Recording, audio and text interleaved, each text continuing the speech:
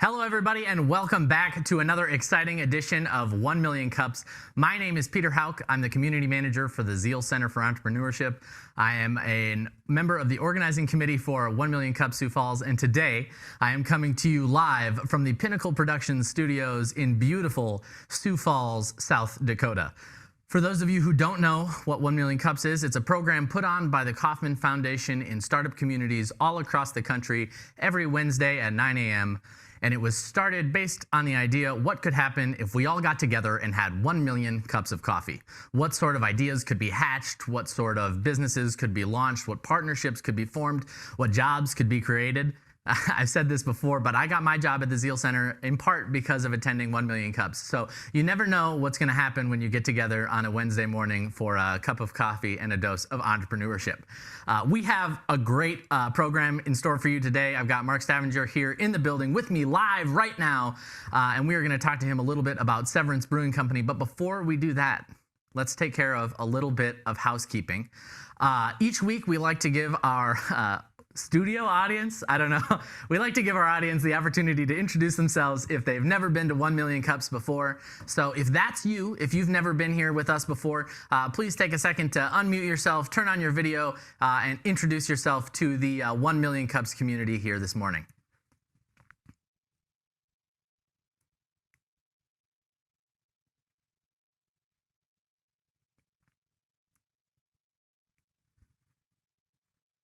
Anybody out there? Give you a couple more seconds.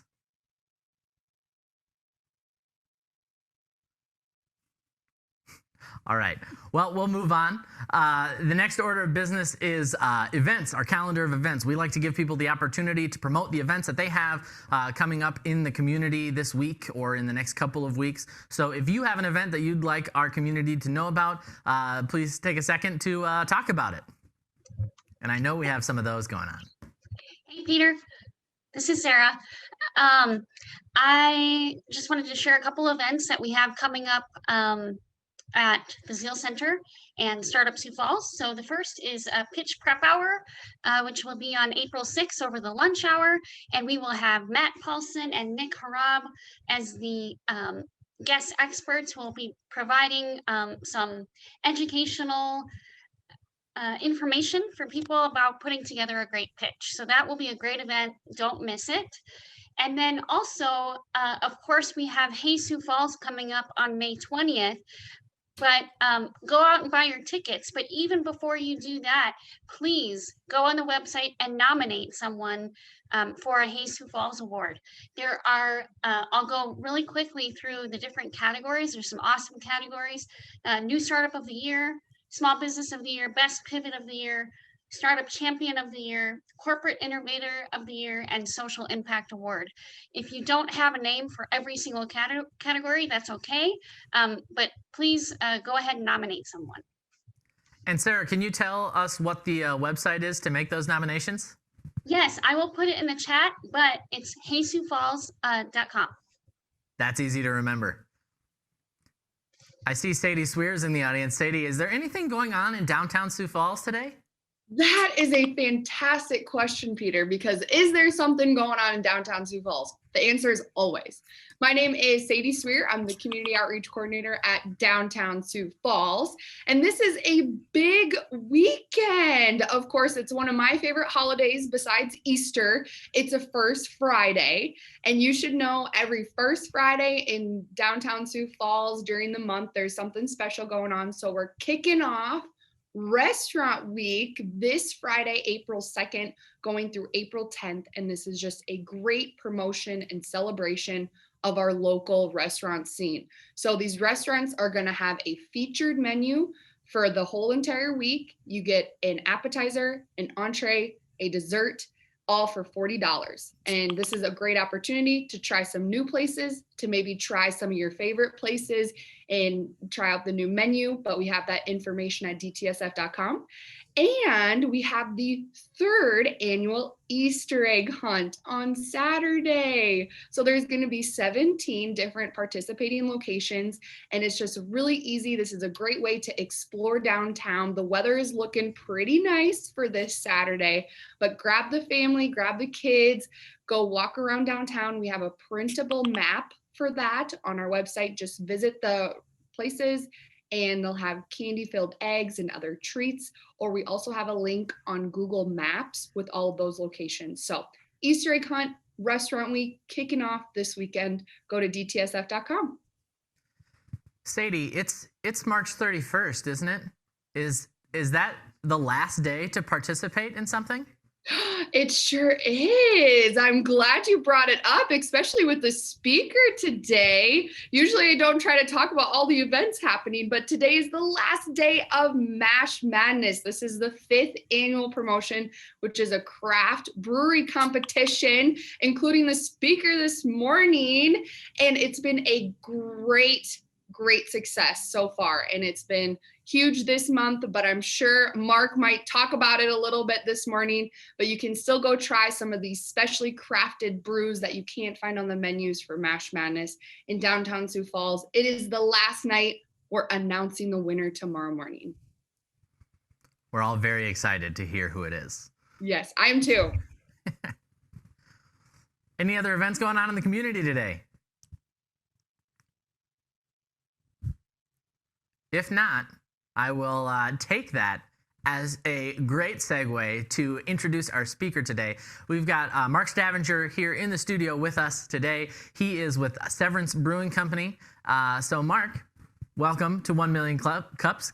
Welcome to 1 Million Cups. We're happy to have you here. Yeah, thank you for having me. I'll use that as an opportunity to let you take it away. Tell us a little bit about Severance. Absolutely. So my first thing is, if everybody can see the, can we see the slideshow?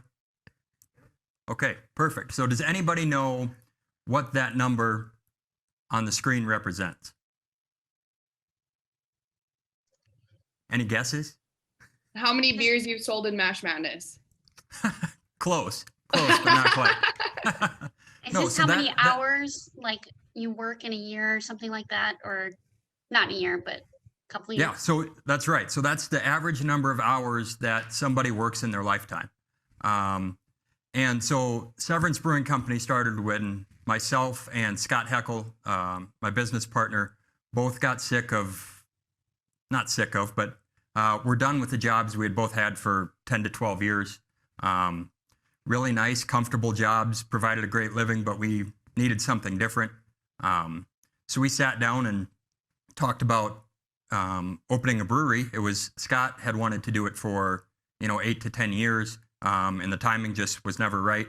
But we kind of came to the realization that we both wanted something different at the same time, and we sat down and hammered through business plan after business plan, and idea after idea, and we came up with the name Severance Brewing Company. So we both left our jobs hoping for severance packages.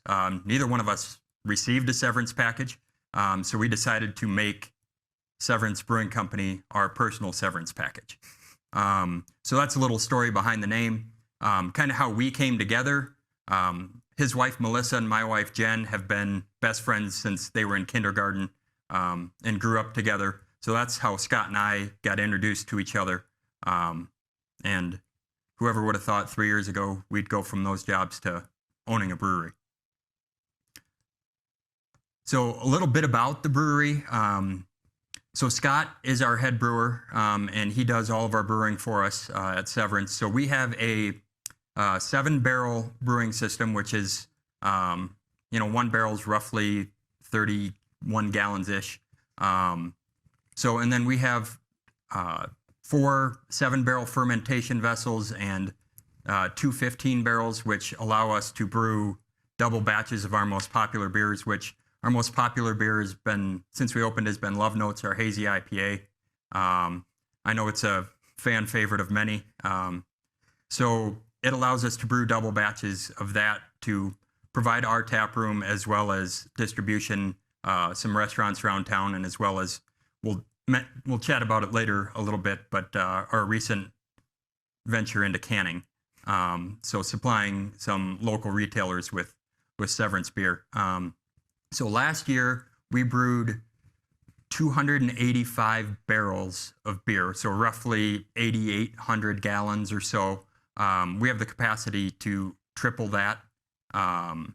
So last year was kind of an interesting year. Didn't brew as much as we were hoping with everything that was going on, with kind of the interruption in business flow and everything like that. So, but we do have the capacity to grow and get much bigger. The brewery, we're also focused on sustainability. So we have a 15-barrel hot liquor tank. So it's hot water. It allows us to reuse and recycle some of the water to save water. And the way we do it, and we have on-demand water heaters, so we're not heating water constantly, allows us to save roughly 13,000 gallons of water a year, and reuse it. And then the big part, after you're done brewing, you have all that spent grain, and all of ours goes to a farmer near Brandon to feed his over 600 head of cattle.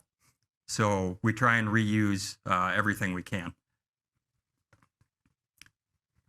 All right, the tap room. So our tap room it turned out amazing. I want to give a special thanks to my wife who did the interior design.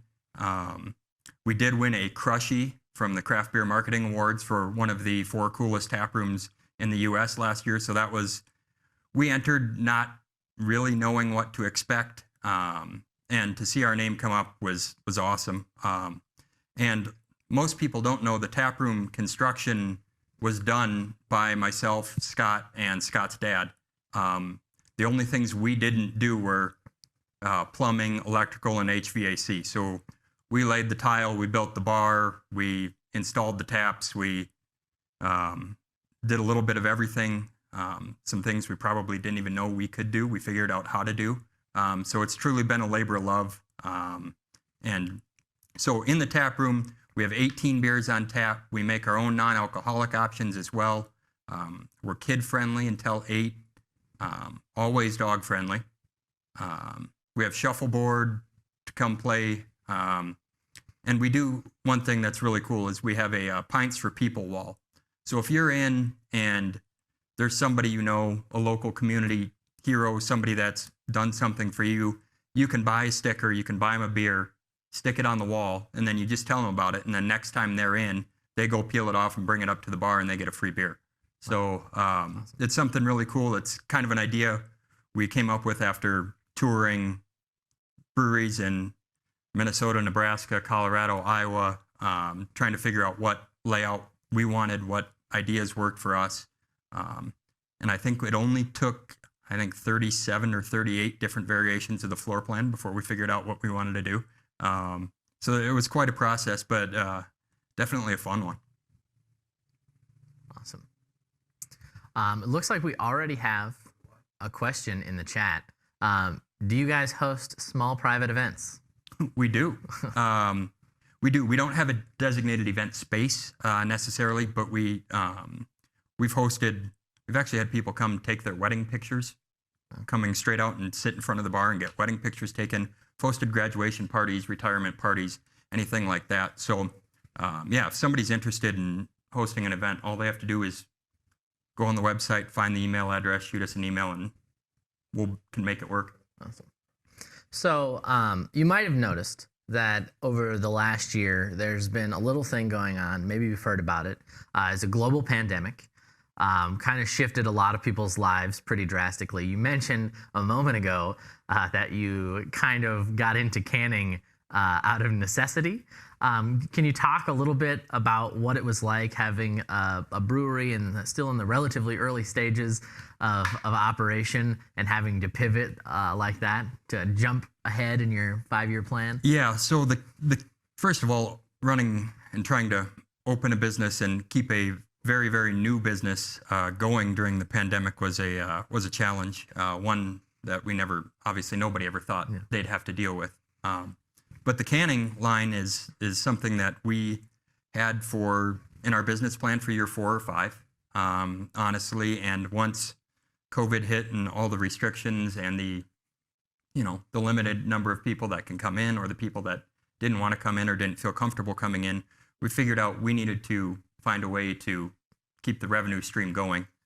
So we actually purchased a canning line, and now we do can 16-ounce cans that are available in the tap room, and then around, I think we're in 11 different retailers in Sioux Falls, and quite a few up in Aberdeen as well. So in that, our canning is we're trying to expand it at a rate where we can sustainably do it, because our canning line isn't a mass production canning line. It's Scott and myself standing next to each other for hours on end doing 2 cans at a time.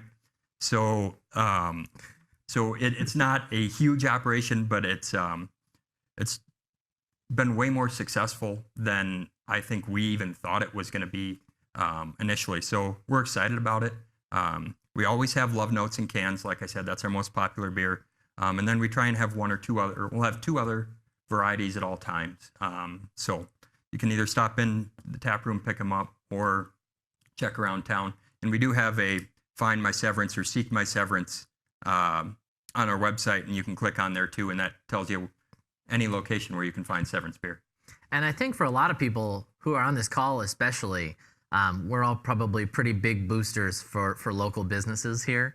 And to have the opportunity to buy some beer in cans from your favorite local brewery, and to be able to take that with you to the lake or whatever, I think that's a really great opportunity. And so in a way, like that's a kind of a cool silver lining for those of us who have been longtime brewery fans in Sioux Falls, that we can now, after this pandemic, take some of those beers with us on the road. Yeah, absolutely. It's been good for us, and it's been great to get our name out there to even some smaller places or grocery stores, or people now see our name and they see Made in Sioux Falls, and they may not know we exist. So it's been good for us and good for our business.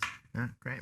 So another thing that was probably good for your business that we should probably talk about, because it's the last day of downtown Sioux Falls' March Madness, or Mash Madness, not March Madness, Mash Madness competition. You want to talk a little bit about the beer that you put together for Mash Madness and what Zambuki means? Yeah, absolutely. So first I want to thank Sadie and the whole crew at DTSF. They've been awesome to work with on Mash Madness, and all of the marketing and everything they've done for us. It's been awesome. And we love the idea that we went to a full month this year instead of a week, which allowed everybody to get out and still be socially responsible and get to everything. So shout out to DTSF crew for everything you've done.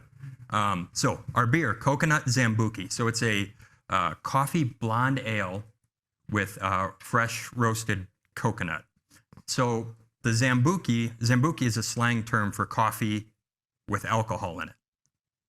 So we tried and had 15 different names for the beer. And then you look on Untappd and somebody else had already had your name. We thought we were clever with 14 out of the 15, and somebody already had them. So, Coconut Zambuki is what we settled on. It's been our #1 seller all month. It's gone over really, really well. We still have quite a bit left, so it'll be on tap for at least the next couple weeks as well. So we do serve it in a nice glass coffee mug. And it smells more like coffee than it does beer. So if you want to fill your thermos before you go to work with a little Zambuki, that's always okay with us. And a funny little story on the fresh roasted coconut. So we're trying to figure out a way to roast it.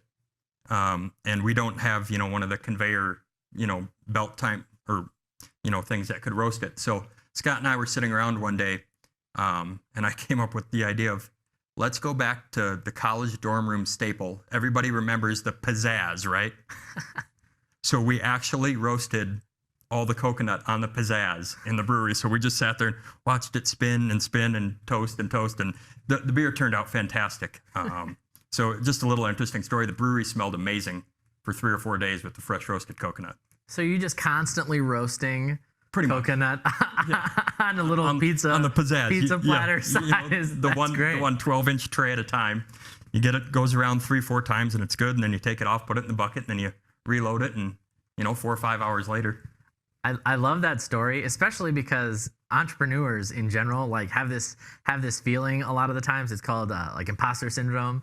It feels like they don't know, what they're doing, or Right. maybe that like everyone else has to have it more, figured out than this. Like nobody else has these like weird solutions to their Right. problems.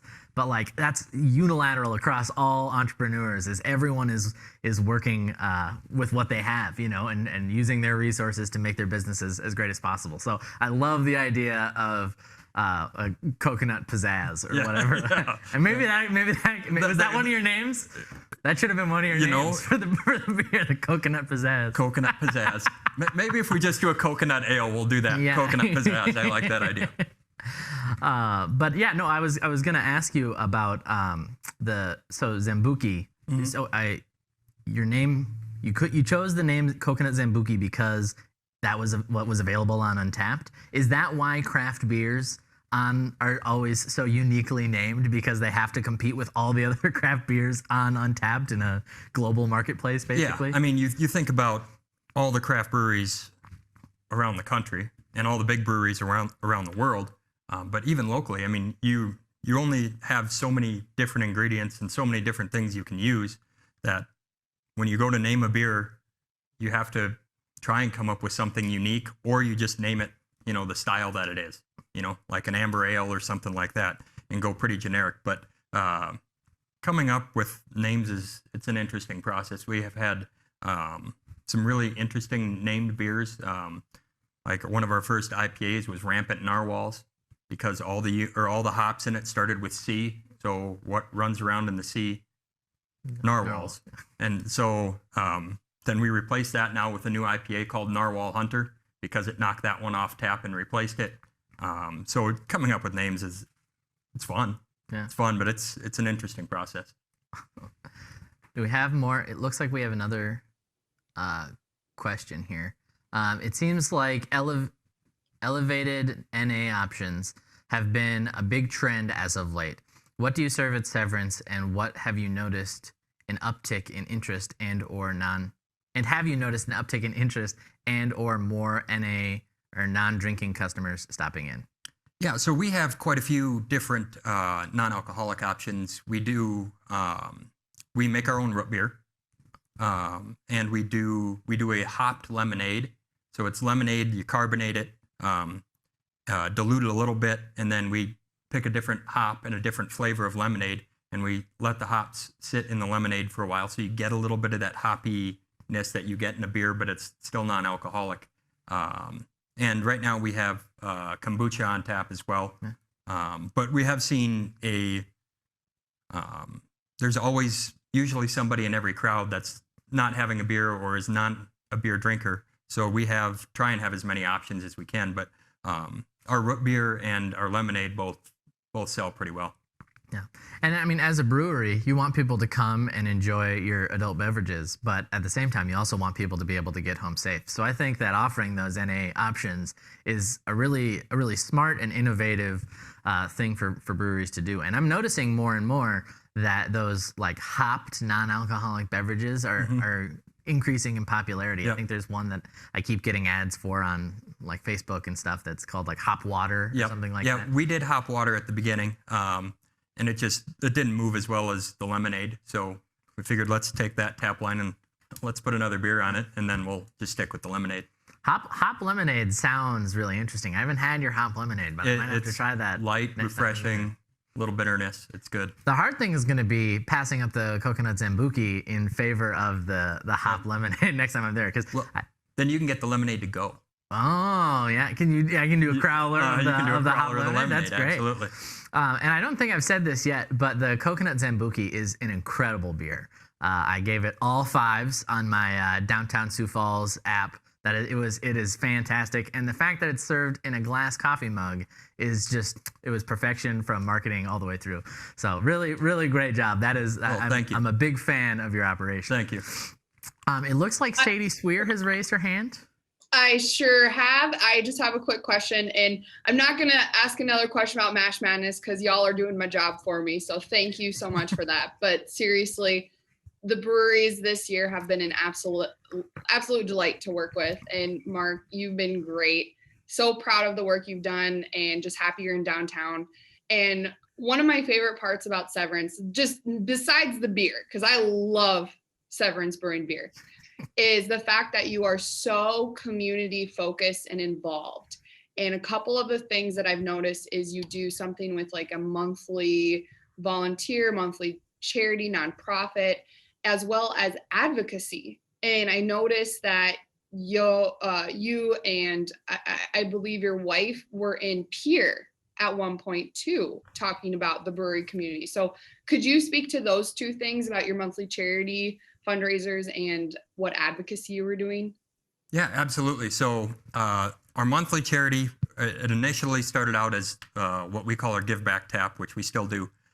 We started off as, a portion of the sales of a particular beer for a month go to that organization. We've kind of shifted our strategy where we do a one-day event with the charity once a month.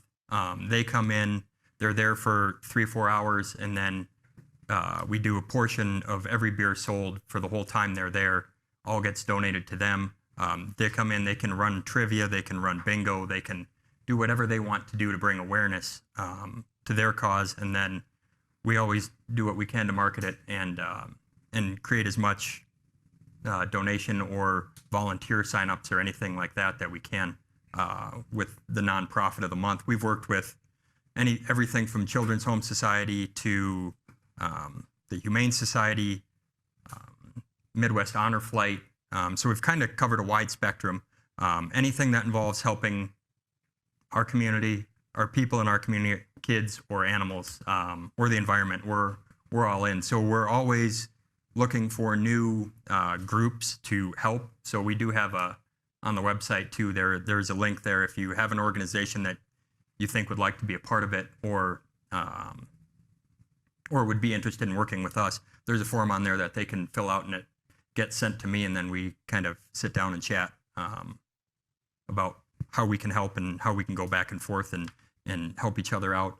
We do have a fun collaboration coming up this summer too with the Humane Society that we're going to do a beer with them and then can it, and portion of the can sales and stuff will go back to the Humane Society too. So we're excited about that one as well. And thanks Sadie for bringing that up. And as far as the in Pier, so that was Scott. He went to Pier. We were legislation. We were looking for as a craft beer community, we were looking for to be able to deliver direct to consumer as a special to help us during the pandemic, where if somebody orders, $50 worth of crowlers online, that somebody on our staff could take it and deliver it to their house, similar to like a Food Dudes or a Grubhub or something like that. But it didn't go through, which was a bummer for us. But we created awareness as something that we'd like to be able to have happen in the future. I know some of our surrounding states, that's already an option. So it'd just be another way for small local businesses like ours and our fellow craft breweries and small breweries here to even reach more customers or people that don't feel comfortable coming out or are getting everything delivered to their house. So it would have been great to have, and we'll keep tweaking it and we'll try again. That was one of the interesting things about the pandemic, right? It shined a light on some of these things. Like, well, maybe if we could do this, then that would be beneficial to our business. Like it highlighted some of those pain points in industries that maybe previously were just kind of being ignored. Like, yeah, it'd be great if we could do that, but there wasn't a need. It's not crucial, but it would be great. So That's awesome. Looks like we have another question in the chat here from Maureen Ohm. She said, I saw on your website that you offer food from La Luna Cafe. Does that get delivered from the cafe, or is it something that you have on hand that was originally made at the cafe? What are the hours that food is offered? So it is delivered from the cafe. So you can you used to be able to order right in our tap room.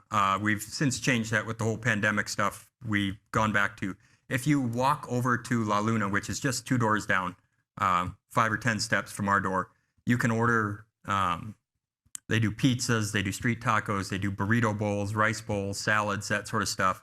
You order from them, you tell them you're over at Severance, and they'll walk over and deliver it to you. Wow. So in their hours, vary by obviously winter and summer as well, but I believe they're open till 9 o'clock, both Thursday, Friday, Saturday, and I think 8 o'clock during the week. So there is food available from La Luna, and we've done quite a few things with them. Before the pandemic, we did free pizza nights, where, the week of Thanksgiving, nobody wanted to cook. The Monday of Thanksgiving, Severance bought a whole bunch of pizza from La Luna, and they brought it over, and anybody that wanted to could come in, have a slice of pizza and a beer, and we bought the pizza. And so we've done quite a few partnerships with La Luna, and we're looking forward to keep working with them. Great. So anyone that regularly tunes in to 1 Million Cups knows that my personal favorite question is always about like the moment that you decided to launch your business or whatever. You already talked about that a little bit, so I'm going to pivot my standard, regular, every week question, and I want to talk to you about the first day that Severance was open. Can you talk to me a little bit about like what it was like leading up to that moment? What sort of things were you anticipating? What sort of things did you not anticipate and you had to pivot right at the last moment? Did you have enough beer on hand? Those types of things. Yeah. The first day was a blur, honestly. We opened, it was either 4 o'clock or 5 o'clock in the afternoon on a Friday. So we knew we would get a decent crowd. We didn't expect anywhere near what happened. So we ended up actually taking our festival setup that we do when we go to Beer Fest, and we had to put it outside the front door and pour beers for people that were waiting in line to get in the door. We had 10 people on staff that night, and we couldn't keep up. It was awesome. The community, the turnout was incredible, and it was great to see, so many people for the first time that you didn't know that have now become friends and regulars, and they were all there and supported us. But the whole night was a blur. Honestly, the one thing I do remember was 9:30 on a Friday night. We were out of $1 bills and $5 bills, so I was scrambling to try and find a way to get more cash. So luckily, the guys down at Candy Cloud, the cotton candy place, were still open, so we did a little cash exchange. So they helped us out, but we weren't expecting the night we had, and it was awesome. I think we were close to almost a couple thousand beers that night. Wow. From 4 to midnight. So it was, it was busy. It was fun. And no, we didn't run out of beer, which was awesome, because a lot of breweries, when they open, they have, the 4 or 5 on tap kind of when they're starting. Scott did a great job getting us ramped up, ready to go. We had 10 on tap day one. Wow. So it was a great night. And the first weekend, I might as well just sleep there and kind of rinse and repeat. And but yeah, it was a great day. Awesome. My friend is in the chat right now, making comments to us. That's very nice of him. Yeah, it's great. So so we talked a little bit about your 5-year plan, yep, right, and how that kind of got shifted with the pandemic. So what is your new 5-year plan? What's in the future? And obviously, if there's this competitive advantage stuff, you don't need to talk about that. Yeah. But what's on the horizon? What's down the road for Severance? Yeah, I mean, down the road, I guess kind of what our hope is that we see our distribution and our canning and stuff expand, more reach across the state. And honestly, kind of pie in the sky would be, a second location. Wow. A satellite tap room somewhere else, or, another Sioux Falls location if we need to have a warehouse type for canning or something like that we could have that and also have a small tap room there. But, that's originally that was 10-year plan, and, plans are good for the one day that you make them, and then you got to make new plans the next day. Yeah. So, but yeah, so, I mean, that's kind of pie in the sky dreaming a little bit, but that's kind of where we would like to see it go. And that's one of the great things about Sioux Falls. I meant to talk about this a little bit when you were talking about your first day, but Sioux Falls absolutely loves to like smother new ventures like right away. Like new restaurants, new breweries, new bars, whenever they open, it's like, someone opened the floodgates and people come rushing in. And so that's a really like unique part of our community. And I think we're just the right size that people really love to support their local businesses, and they feel connected to to those businesses, Yeah. you know, and so that's a really awesome component of our community, I think. And I want to I haven't thanked them yet either, but I do want to thank all the other breweries in Sioux Falls that we met with and spent hours talking to before we opened on what to do, what not to do, how, you know, even opening up their books, telling us this is how things should work. They've all been great to us, and it's kind of a tight-knit community. So just want to make sure if any of them are watching that they know we appreciate them.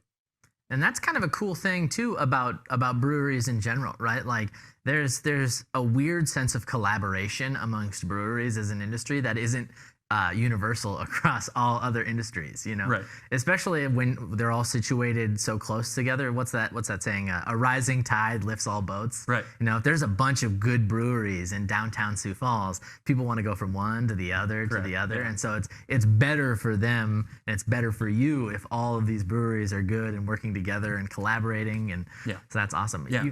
You talked a little bit about Remedy's Oktoberfest. You want to talk about that? Yeah, so Remedy does a great Oktoberfest every year. And this past year, seems like any contest we've ever come into, beer fest, anything like that, Crushies. we've always been second, come in second place with our beer at several different festivals. And Remedy's Oktoberfest was first time we won first place for People's Choice, so that was a nice feather to put in our cap. So we got the medal from that and our gold crushie hanging in the tap room. So that was a fun day. The trophy for the crushie is really cool too. It's like an arm crushing a beer can. It's a super neat trophy. Yeah. So I'd never seen one in person before I came into your tap room and saw it. So that's awesome. So I was gonna ask you a little bit more about the crushies. Actually, Can you talk a little bit about that, the entering process, what that competition is like? You know. Yeah. So it's open to any brewery across the country. There's every different category you can possibly imagine. Best can design, best logos, best everything you can submit for. And we thought, you know, kind of year one. At this point, we weren't canning, so we thought, you know, our tap room's pretty cool. We like it with the big garage doors that go up. We're one block from the Levitt Shell, so you hear the concerts. You know, we have the really cool wood. We got the shuffleboard. We have fantastic murals painted by a local artist. So we thought, we'll take a shot. So you get to send 4 pictures, and you get, I think it was 250 words to describe your tap room. So we sent it in, and honestly, we didn't really have expectations. We were hoping, you know, we'd get some sort of recognition as a, you know, this one's cool, but it didn't win an award type of thing. And then once we were watching the reveal show live, we saw the first one come out, and, you know, they're right on the water in San Francisco with the Golden Gate Bridge in the background. We're like, well, okay, sweet. But then it came down to, you know, third place, and we're popped up Severance Brewing Company, Sioux Falls, and we were thrilled. You know, it was kind of take a shot and see what happens, and it was really cool to be recognized that way, and only being open for, you know, at that time it was less than a year or about a year, so it was nice recognition. Yeah. When did you open exactly? August of 19. So you talked a little bit about the Levitt Shell. How much of was it the first season of the Levitt that you got to? So we caught about the last 12 to 14 shows of the first year of the Levitt, and then obviously last year we didn't have any, but this year we're excited that they're coming back. And you sit out on our deck, you can hear it clear as day. So we're excited about it. The nights that the concerts were there, we were busy. Yeah. Everybody would come have a beer. They'd walk down to the concert. As soon as the concert was over, you see the line of people walking back from the Levitt down towards us.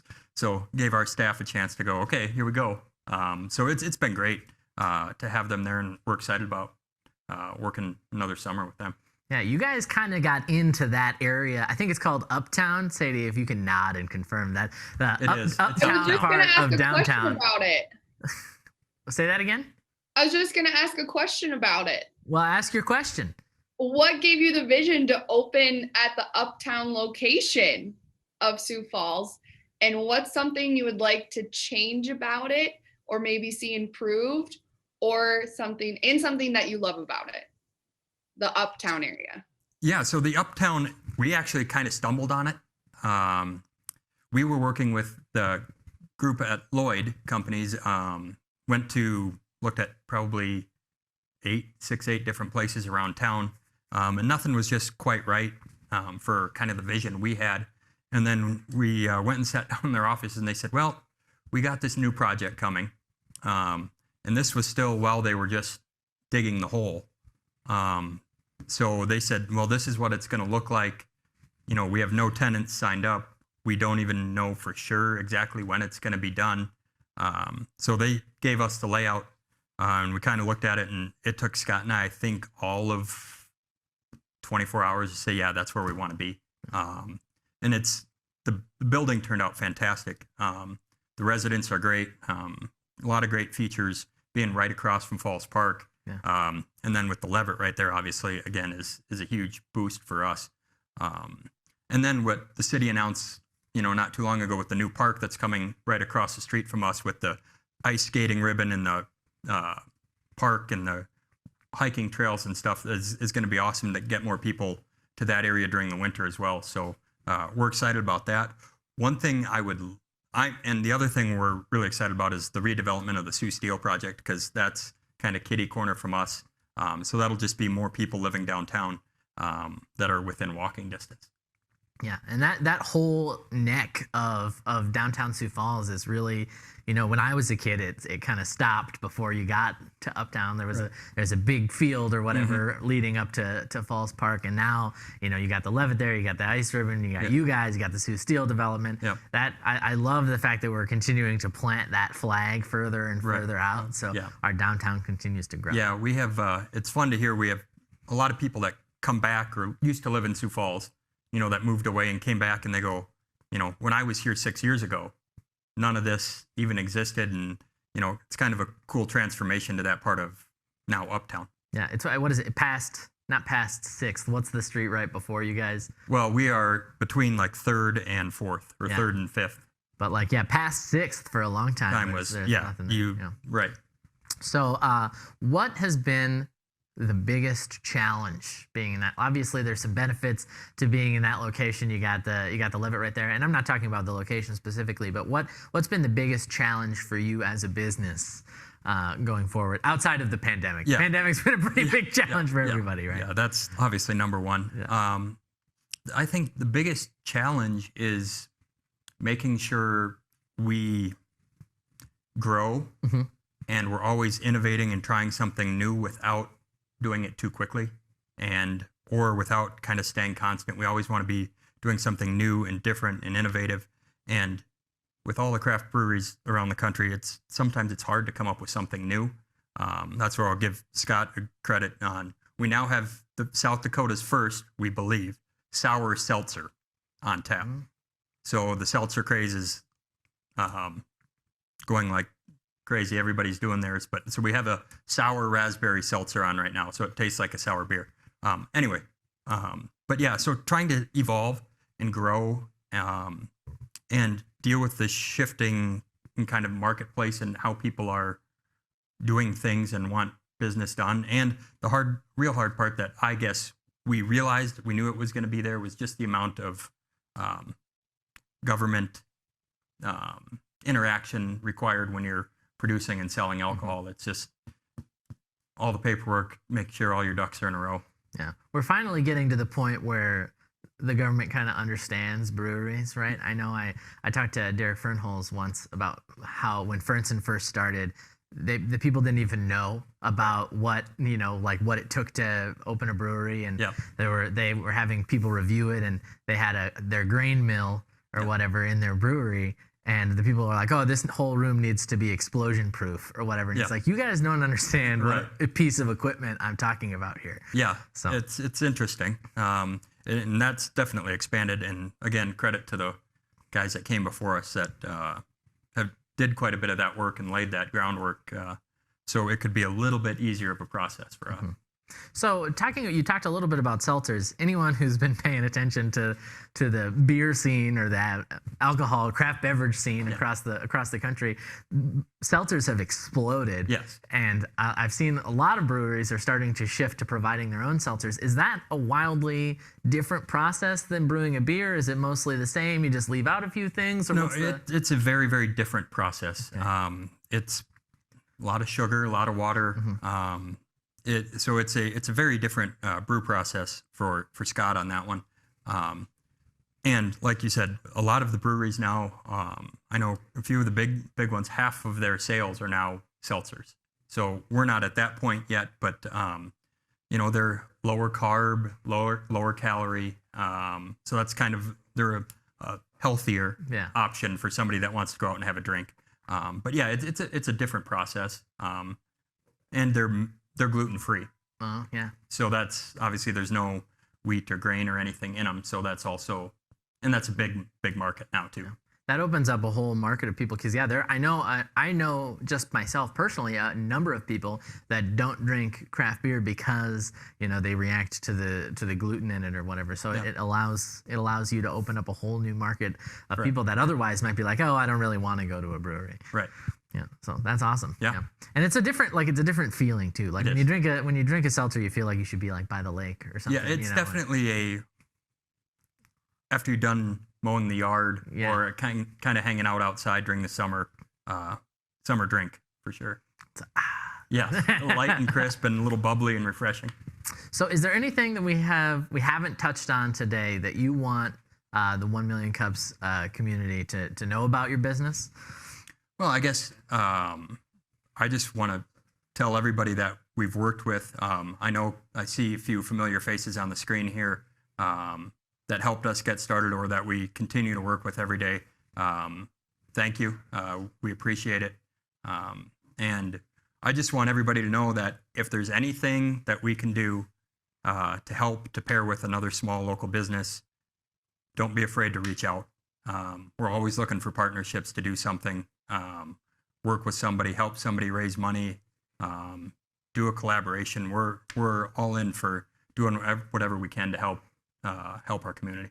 It's a community thing, right? Absolutely. That's what we're seeing a shift nationally from big, national breweries to supporting your local brewery, and that's why. Yeah. Because your local brewery wants to sponsor your baseball team. That's exactly right. Whatever. They want to be involved in the community. Yeah, absolutely. So that's great. So I'll ask you the last question that we always ask to our guests on 1 Million Cups, and that is, what can we, as the 1 Million Cups community here in Sioux Falls, do for you at Severance Brewing Company?